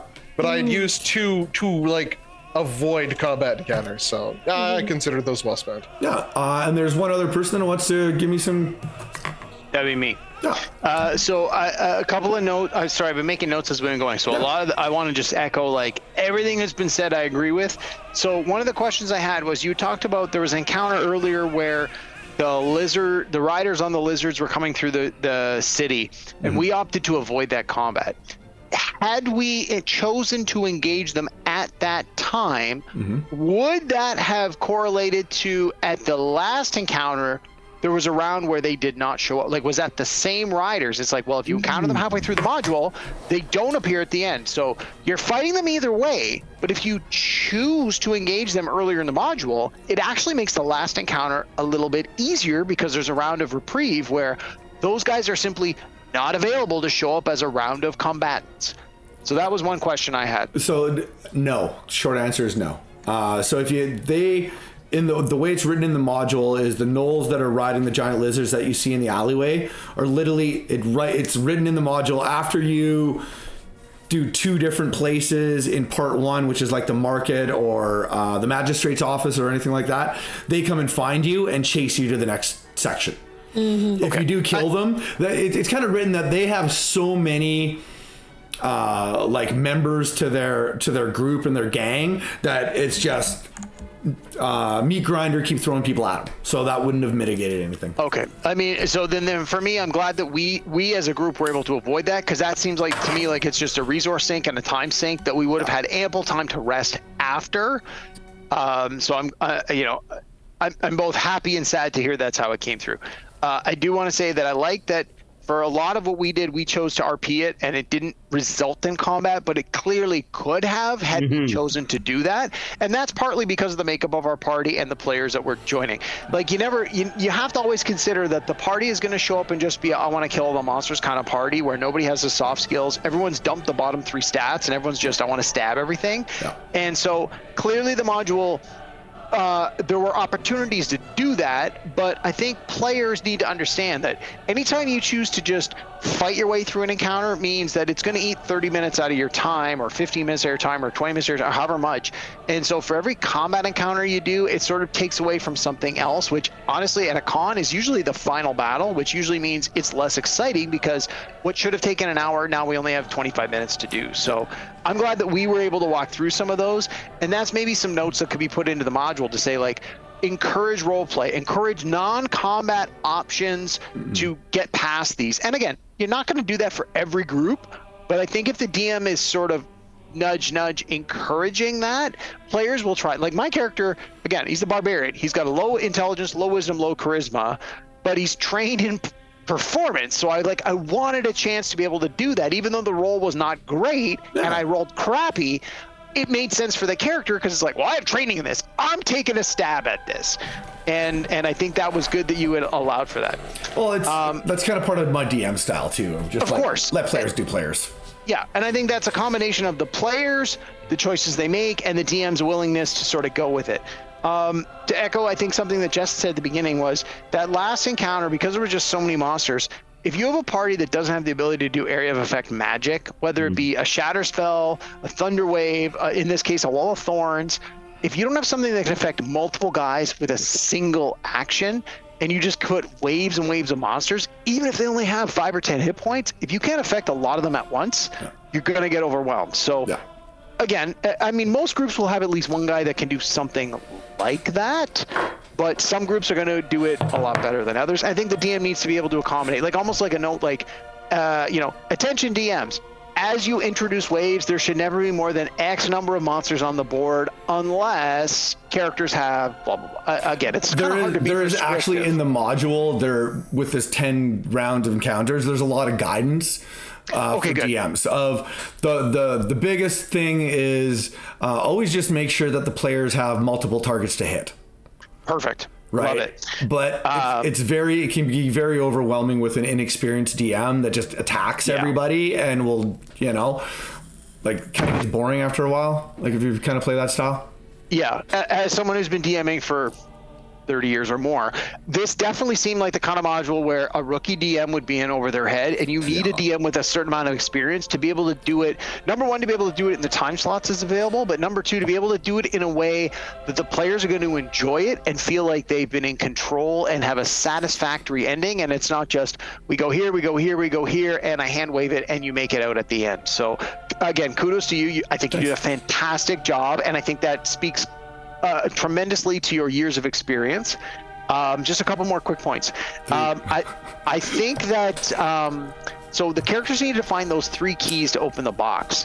What was not clear to me as, again, it doesn't need to be clear to me as a player, but as a DM, it might be interesting to note that the keys can actually be in multiple places instead of saying, this guy has that key and that guy has that key and you must go to these places. The ability to be flexible as the DM and say, like, the players have 6 places they can go to, and then whether you randomly choose it or roll it, or depending on how the circumstance plays out, it would have been nice to be able to know, like, or not know, hey, we've gone to the Beholder. What do you know? Because the DM rolled a thing, he actually has one of the keys, as opposed to you go to these 3 places and they just keep telling you, gotta go here, gotta go here, gotta go here, gotta go here. And it sort of eliminates that feeling that we've spent this time and energy to go to these places only to be told, we can't help you. It's like, well, I just wasted 30 minutes of real time and I paid for a 4-hour slot. Like, come on, man. So there's definitely those challenges that like when I read the module originally and tried to plan out how I'm going to fit this into a 4-hour game, because it's 8 hours of content. That was kind of the biggest challenge that I had was, it's written as like, okay, there's 1 key at the magistrate, there's 1 key at the clamp combine, and then there's 1 key, where do we find it? The last key. In the at the bad guys Caracas place. Right. So they were set, written in the module as to it's here, it's here, it's here. But you have to kind of, it's the one thing that I found a big challenge in the module. It didn't give you any options as to, hey, put a key here, put a key here, put a key here. Because exactly what I agree with everything that you're saying there is that it gets frustrating. You're going to a place and going, oh, why am I here? I'm getting more information and it's basically telling me to go somewhere else. Yeah, you get a bit of a role play in it and a little bit more backstory, but I think one of the challenges the module had and the editor had was there was a lot of world building. Yeah. Which is great, but I think it overdoes it at some points. Right? Well, maybe it's one of those options where you have like a bar at the beginning or like a primer for people running it. If you're running at a home game, you can do it like this, and you can spend the 8 hours to go around and experience everything. Like Pudding Fair or the Witchlight Carnival. Yeah. If you're at a convention, roll or make keys be wherever it is for the players so you can get to the end battle. That's a really good. Yeah, and modules that are designed for public play and Adventurers League, people tend to play them more than once. So the fact that if the keys could move, then I'd be enticed to want to play it a second time because I don't know where the keys are going to be. But if the module is very prescriptive and says they must be in these 3 places, and I play it a second time and I'm a douche, I can just say, let's go to these places, guys. And so whereas if it's a random roll or it plays out based on the RP, then I am going to want to play it more because maybe it'll be in a different place next time. So again, just some notes. Not saying it has to be that way, but as someone who's played a lot of these, it's just one thing. The last thing was the final fight at the end. Given that the party is only level 3, if you're playing characters that are spellcasters, wizards, sorcerers, warlocks, bards, they tend to have a lot fewer hit points. And it maybe again, just a note to the authors here is, you've got these 6 clerics that are doing the ritual and the 1 main dude. Maybe have a couple of dudes that are just like, quote unquote, support guys, so that if someone dies, they can step in. But if somebody doesn't die or get knocked unconscious, they can run to us as the heroes and say, like, here's 1d6 hit points or whatever the spell is. Here's a 1d8 hit point heal spell, where as long as they're still on their feet and not actively participating, they can be support for us, so that we can tend to be a little more risky and say, like, well, I'm going to do this thing. Yeah, I'm going to draw fire, but if I take a lot of damage, I know there's an NPC priest that can just come up and give me at least a little bit of hit points, and I don't have to waste my action to do it, and I don't have to beg my companions to waste their action to do it. So just a that's thought. fair, because like I had to use an entire turn just to not be dead, and I feel like the Combine should have resources enough that, especially if they've got 6 or 7 of their own dudes that are at risk here, they also have a vested interest in making sure that this ritual happens, right? So I feel like they would also have inspiration to provide support. See, as a DM on the other side of that coin, I think it makes it a harder challenge when it's just like, shit, I have to waste my action to do cure wounds to keep me alive, like, or drink a potion or do like a buff or something like that, and it's not taking damage from an opponent or it makes it's a bigger challenge on the party, and part of me as a DM likes that, where it makes it, okay, do I save myself? Do I save my party member? Or do I try to kill this thing? Like, it gives the players harder choices to make. And I think that makes a better game at some point. But it's also, like you're saying, a very fine line of, like, you don't want to waste your stuff, right?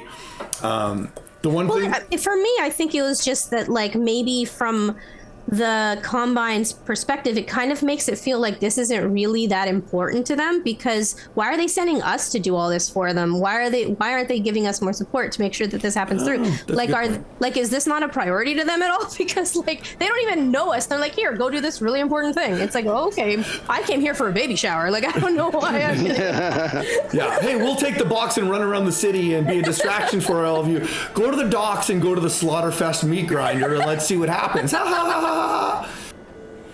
And that concludes Rock, Paper, Pistols. Wow, what an adventure.